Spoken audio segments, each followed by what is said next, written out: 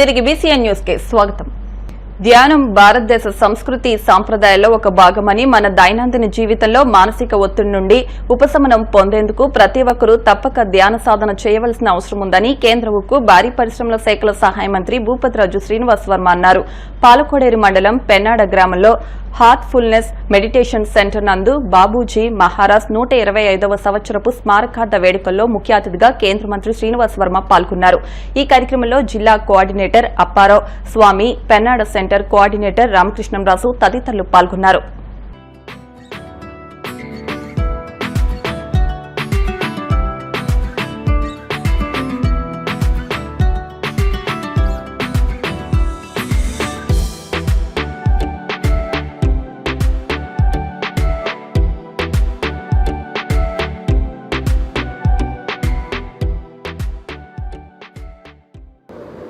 సందర్భంగా జరుగుతున్నటువంటి కార్యక్రమానికి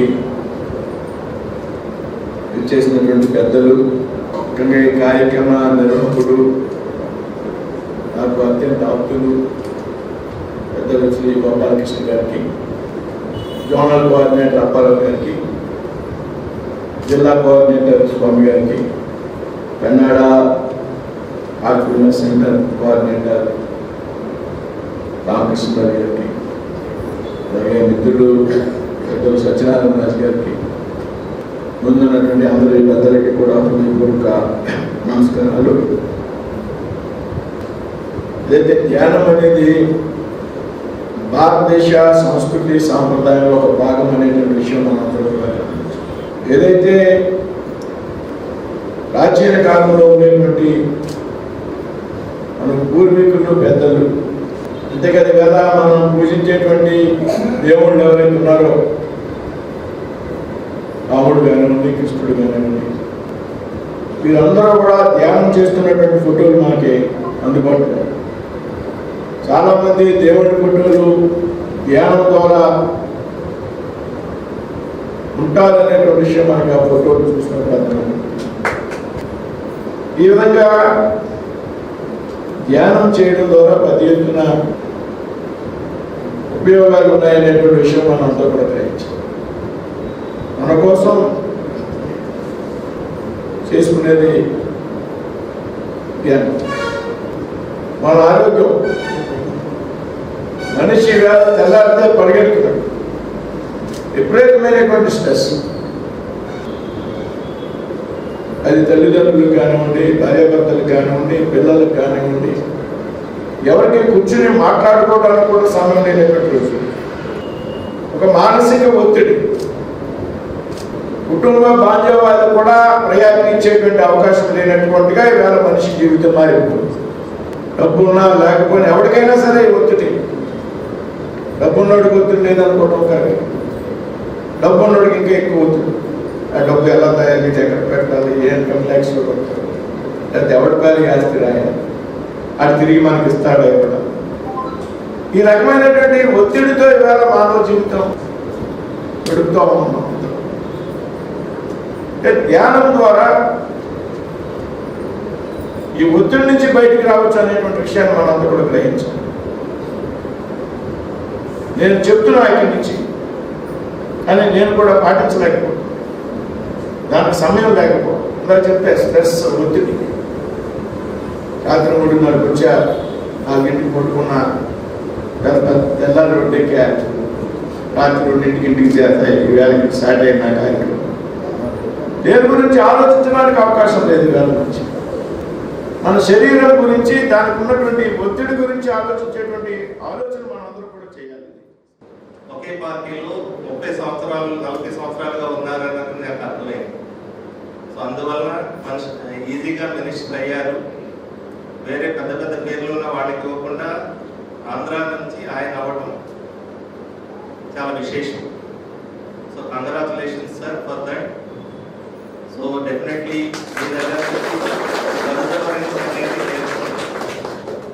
ఎందుకంటే మా మిషన్లో కూడా అదే, మా మాస్టర్లు అదే చెప్తారు, పర్సెవరెన్స్, ప్రాక్టీస్ చేస్తూ అలా కంటిన్యూస్గా చేస్తూ ఉండండి, రిజల్ట్ అదే వస్తుంది. Coming to the programme sir, మీకు ఇప్పుడు బ్రైటర్ మైండ్స్ అని చిన్నపిల్లలతో ప్రోగ్రామ్ ప్రొజెక్ట్ చేయబోతున్నాం.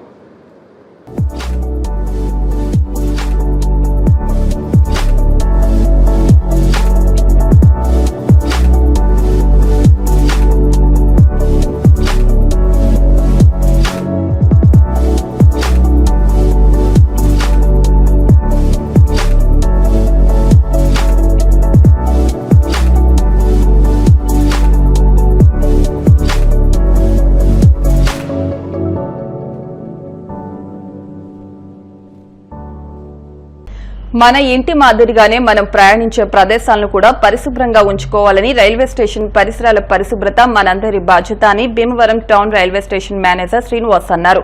భారత రైల్వే వారోత్సవాల్లో భాగంగా రైల్వే శాఖ శ్రీ విజ్ఞాన వేదిక ఆధ్వర్యంలో టౌన్ రైల్వే స్టేషన్లో ప్లాస్టిక్ నిషేధంపై అవగాహన కార్యక్రమాన్ని నిర్వహించి గుడ్డ సంచులు పంపిణీ చేశారు. న్యాయవాది ఉండపల్లి రమేష్ నాయుడు, నిర్వాహకులు చెరుకోడ రంగసాయి మాట్లాడుతూ ఈ నెల 16వ తేదీ వరకు అన్ని రైల్వే స్టేషన్లలో రైల్వే విశిష్టత, ప్లాస్టిక్ నిషేధంపై అవగాహన కార్యక్రమాలు నిర్వహిస్తామని, ముగింపు రోజున రైల్వే అధికారులకు సత్కారాలు, రైల్వే కార్మికులకు నూతన వస్త్రాలను అందజేస్తామని తెలిపారు. కార్యక్రమంలో చెల్లారాము, రైల్వే అధికారులు, ప్రయాణికులు పాల్గొన్నారు.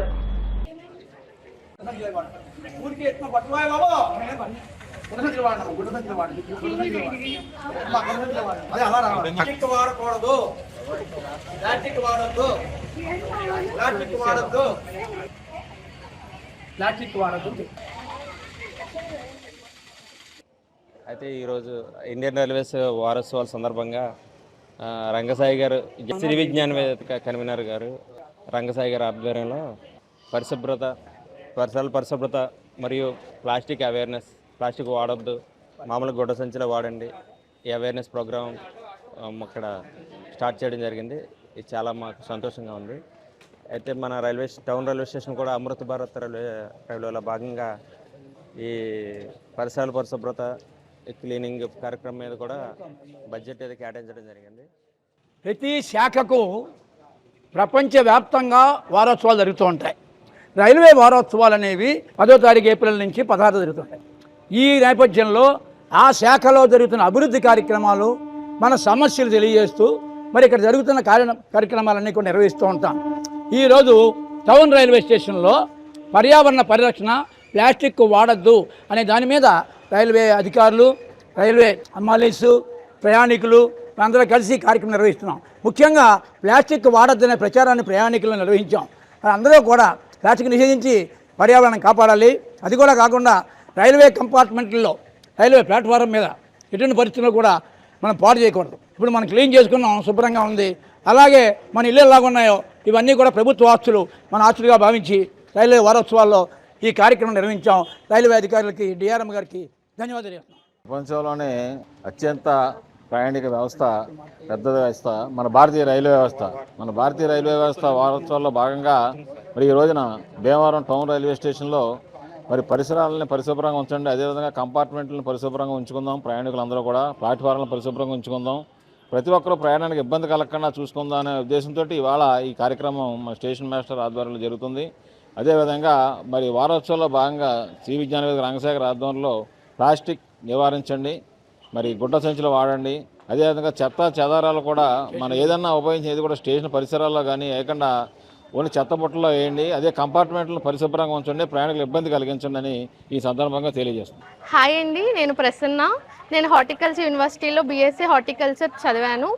మనం మన ఎన్విరాన్మెంట్ని పొల్యూట్ చేయకూడదు కాబట్టి ప్లాస్టిక్ని అస్సలు వాడకూడదు. ఈ ఎన్విరాన్మెంట్ నీది నాది కాదు, మనది. కాబట్టి మనందరం దీన్ని పరిశుభ్రంగా ఉంచుకోవాలి. రైల్వే స్టేషన్స్ని కానీ, మన పబ్లిక్ ప్లేసెస్ని కానీ ప్లాస్టిక్ వాడకుండా ఇలాంటి క్లాత్ బ్యాగ్స్ వాడుకుంటే మనందరికీ ఎంతో మంచిది, మన భావితరాలకు కూడా చాలా మంచిదండి. ఆదివారం ఉదయం Bethany Lutheran church Sunday school బాలబాలికలు మట్టల ఆదివారం పండుగ సందర్భంగా ఈత మట్టలకు రకరకాల పువ్వులు అలంకరించి చేత పట్టుకుని పురవీధుల గుండా క్రైస్తవ భక్తి గీతాలు పాడుకుంటూ ర్యాలీ నిర్వహించారు. ముందుగా ఈ ర్యాలీలో Bethany church pastor yes Daniel Pushparaj మాట్లాడుతూ క్రైస్తవులు యేసుక్రీస్తు చూపిన మంచి మార్గాన్ని ఎంచుకుని పయనించాలని ఈ మట్టల ఆదివారాన్ని నిర్వహించడం జరుగుతుందని అన్నారు. ఈ ర్యాలీలో ఎస్ ఎలిజబెత్ రాణి, బి సర్లాపాల్, టి వజ్రమ్మ, పి శ్వేత, ఎన్ నిహారిక, జి అనితారాణి, టి రోహిత్, గంటా సుందర్ కుమార్ బాలబాలికలు పాల్గొన్నారు.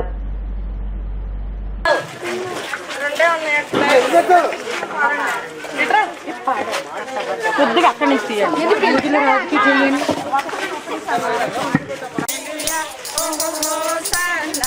ఇది క్రీస్తు దినం ప్రభు యేసు దినం ఘనమైన దినం సంతసించు దినం హల్లెలూయా హోసన్నా హల్లెలూయా హోసన్నా.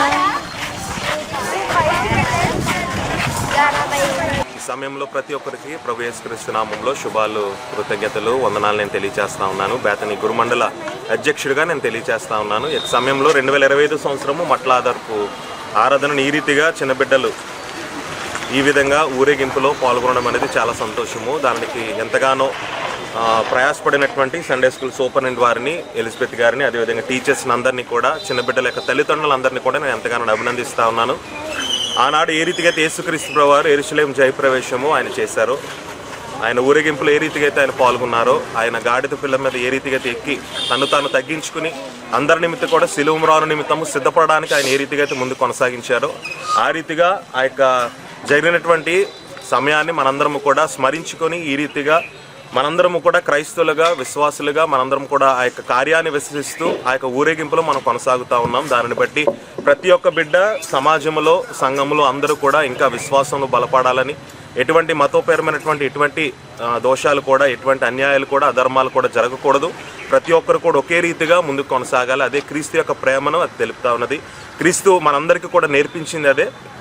మనందరము కూడా లోకంలో ఒకే రీతిగా ఉండాలి. దేవుడు లోకమును ఎంతో ప్రేమించాను కాబట్టి మనందరము కూడా ముందుకి సహోదర భావంతో మనందరం ముందుకు కొనసాగాలని మరొకసారి బేతనీ పక్షంగా ప్రతి ఒక్కరికి కూడా మట్లాదవరపు శుభాలు, కృతజ్ఞతలు నేను తెలియజేస్తా ఉన్నాను. బేతనీ సండే స్కూల్ వారు మరి బేతనీపేటలో మరి న్యూడార్పర్ లూథరన్ దేవాలయము చిన్న బిడ్డలు, యవనస్తులు, మరి స్త్రీలు అందరూ కలిపి యేసుక్రీస్తు ప్రభుని ఆ దినాల్లో యెరూషలేము వీధుల్లో ఏ విధంగా అయితే దేవుణ్ణి ఆరాధించారో మంటలతోనూ బట్టలు పరుస్తూ, అదేవిధంగా మరి బిడ్డలందరూ కూడా దేవుని ఆరాధించడానికి వీధుల్లో తిరుగుతూ ఆయనను ప్రకటించడానికి మరి బేతనీ సంఘం నుంచి మేమందరం కూడా ఊరేగింపుకి వెళ్ళి దేవుని మహిమపరచడానికి గాను ఈ యొక్క కార్యాన్ని చేయడం జరిగింది. మరి రోజు ప్రపంచవ్యాప్తంగా మట్లాది వారాన్ని క్రైస్తవులు చాలా ఘనంగా నిర్వహిస్తారు. అందులో భాగంగానే బేతనీ సండే స్కూల్ వారు మరి మట్టలకు చక్కగా పూలు అలంకరించి వీధుల గుండా మరి క్రైస్తవ పాటలు పాడుతూ యేసుక్రీస్తు వారిని స్మరిస్తూ ర్యాలీ నిర్వహిస్తారు. మరి ఈ యొక్క కార్యక్రమాన్ని నిర్వహించినటువంటి బేతనీ సండే స్కూల్ వారికి ప్రత్యేక అభినందనలు తెలియజేస్తారు. కాళ్ల మండలం జువ్వలపాలెం గ్రామ దేవతలైన కనకదుర్గమ్మ, ఎల్లమ్మ, వెంకమ్మ అమ్మవార్ల జాతర మహోత్సవాలు శనివారం ప్రారంభమయ్యాయి. అధిక సంఖ్యలో భక్తులు అమ్మవారిని దర్శించుకున్నారు. ముఖ్య అతిథిగా గోకరాజు శివరామరాజు విచ్చేశారు. ఈ సందర్భంగా ఆలయ కమిటీ సభ్యులు మాట్లాడుతూ ఈ జాతర 5 రోజుల పాటు జరుగుతుందన్నారు. 3 సంవత్సరాలకు ఒకసారి ఈ జాతర జరుగుతుందన్నారు. ఈ కార్యక్రమాలను ఆలయ కమిటీ అధ్యక్షుడు బోధనపు వెంకటేశ్వరరావు, ఆలయ కమిటీ సభ్యులు బోధనపు కన్నయ్య, గండికోట నరసింహమూర్తి, నక్కా శ్రీను, బోధనపు పెద్దిరాసు, బోధనపు రాంబాబు, గండికోట కనకం పర్యవేక్షించారు.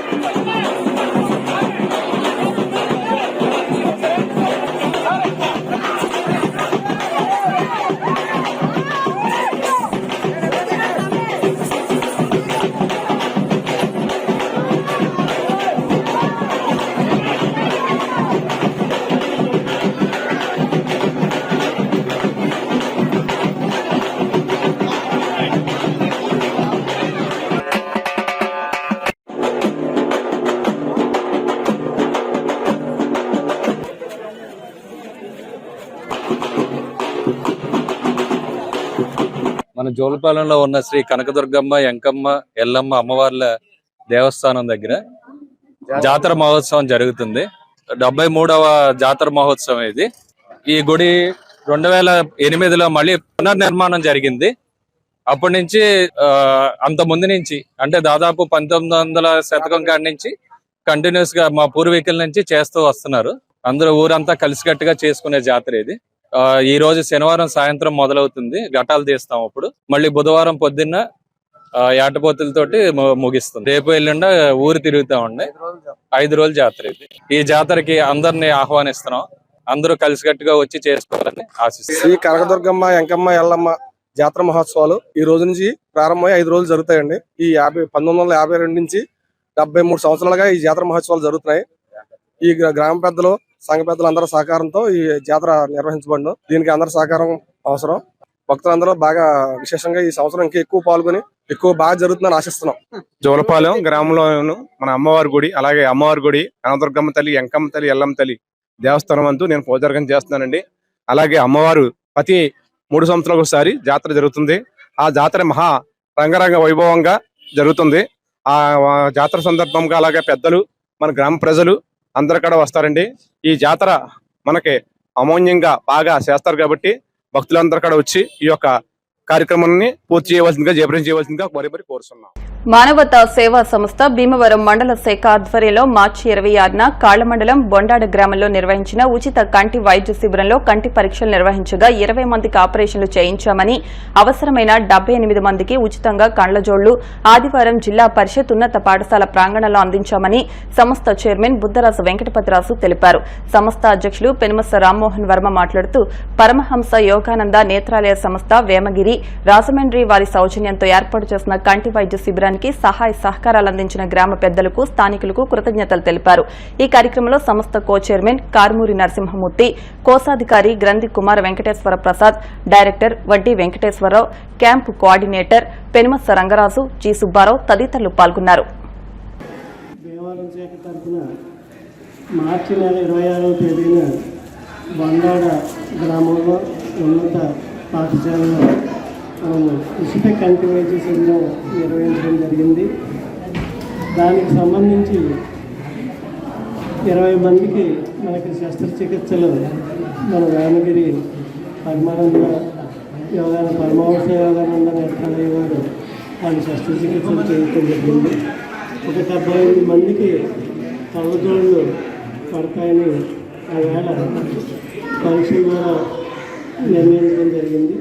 ఆ 78 మందికి ఈరోజు మన బండాడ ఉన్నత పాఠశాల ఆవరణలో వారందరికీ మానవతా దేవాలయ శాఖ తరఫున ఉచితంగా పంపిణీ చేయడం జరుగుతుంది. దేవా సంస్థ తరఫున 20 మంది పేషెంట్స్కి వేమగిరి తీసుకెళ్ళి ఆపరేషన్స్ చేయించి మన క్షేమంగా తీసుకొచ్చి వాళ్ళ ఊళ్ళో విడిచిపెట్టడం జరిగింది.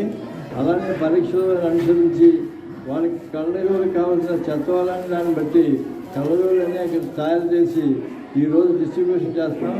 మీరందరూ కళ్ళజోళ్ళు ధరిస్తూ ఉంటేనే మీకు ఆ సైట్ పెరగకుండా ఉంటుంది. ధరించుకోకుండా ఈ పట్టుకెళ్ళి ఇంటికాడ పెట్టుకునే వాళ్ళు మాత్రం ప్రయోజనం ఉండదు. అది ధరిస్తూనే ఉండాలి. అప్పుడే మీకు చెత్తవాళ్ళని పెరగకుండా ఉండాలి. మీ అందరూ ఆరోగ్య ఐశ్వర్యాలతో తోడుకోవాలని కాంక్షిస్తూ మానవతా సంస్థ కూడా మీ అందరికీ ధన్యవాదాలు. ఈ కళ్ళజోడు ఉపయోగించుకుని ఆరోగ్యంతో ఉండాలి. అందరూ కూడా కళ్ళకి మంచి ప్రాముఖ్యత ఇచ్చి మంచి ఆహారం తీసుకుని ఆకుకూరలు, పళ్ళు, కూరగాయలు ఎక్కువ తీసుకుంటే దృష్టి లోపం రాకుండా ఉంటుంది. సో ఆ లోపం ఉన్నవాళ్ళు ఈ మానవతా ద్వారా ఆల్రెడీ ఆపరేషన్ చేసుకొని కళ్ళజోడు ఇప్పిస్తున్నాము. ఇవే కాకుండా గవర్నమెంట్ కూడా ఇస్తుంది. ఆ బెనిఫిట్స్ కూడా మీరు తీసుకోండి. స్టేట్ గవర్నమెంట్ కూడా ఫ్రీగా ఆపరేషన్ చేస్తున్నారు, అవి కూడా చూసుకోండి. ఇచ్చిన ఈ కళ్ళజోళ్ళందరినీ కూడా సక్రమంగా యూజ్ చేసుకుని మీ దైనందిక జీవితంలో ఇంకా ముందుకు వెళ్ళాలని చెప్పి కోరుకుంటున్నాం. మానవతా ద్వారా మేము ఇచ్చిన కళ్ళజోళ్ళను కంపల్సరీ వాడాలి. ఏదో ఊరుకులు వచ్చినాయి కదా అని చెప్పి అవసరం వచ్చినప్పుడే కళ్ళజోడు పెట్టుకుంటారు, అక్కడైనా మానేసుకుంటారని చెప్పి మాత్రం వద్దు.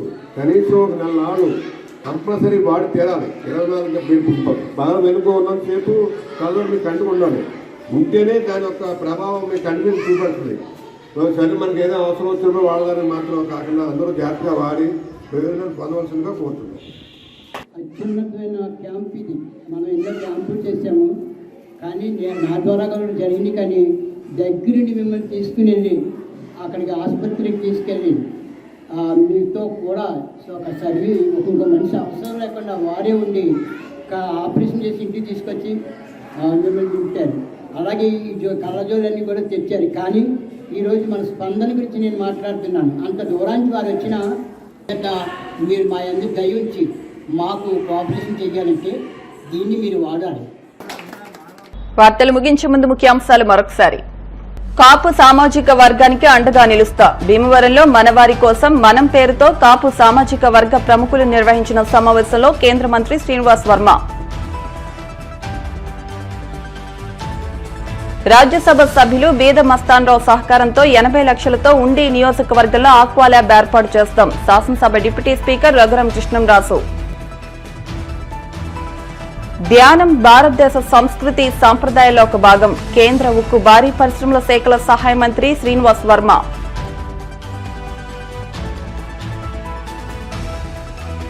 ఈ నెల 21వ తేదీ నుండి 28వ తేదీ వరకు Bhimavaram housing board colony Padmavati Venkateswara స్వామివారి బ్రహ్మోత్సవాలు. ఈ వార్తలు ఇంతటితో సమాప్తం. మరిన్ని వార్తల కోసం BCN digital YouTube channel, Facebook page ను ఫాలో అవ్వండి. అప్డేట్ వార్తల కోసం ప్లీజ్ సబ్స్క్రైబ్.